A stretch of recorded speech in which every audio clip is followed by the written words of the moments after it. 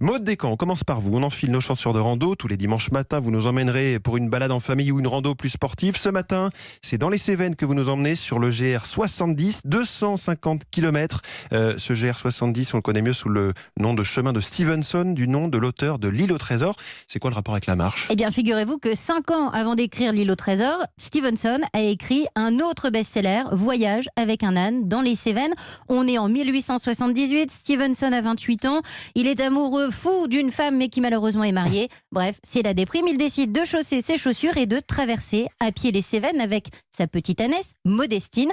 D'ailleurs, vous pouvez encore aujourd'hui louer un âne si vous le souhaitez pour traverser les Cévennes et faire ce pèlerinage. Donc, on part d'où ? On part du Puy-en-Velay. On va jusqu'à Saint-Jean-du-Gard. Il faut compter 10 jours de marche. C'est une rando assez tranquille, pas de grosses difficultés du point de vue sportif. Donc 10 jours de marche, est-ce qu'on peut quand même le faire en famille, faire juste 1 ou 2 étapes ? Alors bien sûr, le chemin est toujours accessible par la route, donc c'est à vous de voir si vous voulez faire 1, 2, 3 jours de marche. Ça vaut vraiment le coup. Il y a des très beaux villages, de très bonnes tables et puis surtout, on est tranquille. Il n'y a vraiment pas grand monde sur ce chemin en été. Quelles sont les étapes qui valent vraiment le détour ? Alors pour moi, l'étape qui vaut vraiment le détour, c'est le village de Pont de Montvert. C'est, vous savez, le point de départ de la guerre des Camisards. On est en plein pays protestant. Stevenson était protestant d'ailleurs.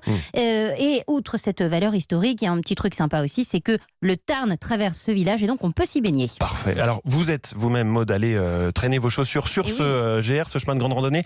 Est-ce que vous avez un bon plan à partager avec nos auditeurs ? Et oui, alors 2 bons plans. Le premier, c'est que vous pouvez vous faire porter votre sac. Ça s'appelle la malle postale. Ça paraît de me regarder comme ça. Je porte mon sac très bien. Je vous imagine pas avec le sac sur les épaules. J'ai un très beau sac de randonnée.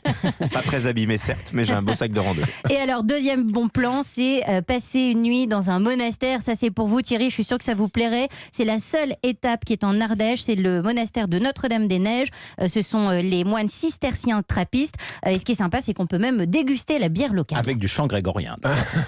Merci, Maud Descamps.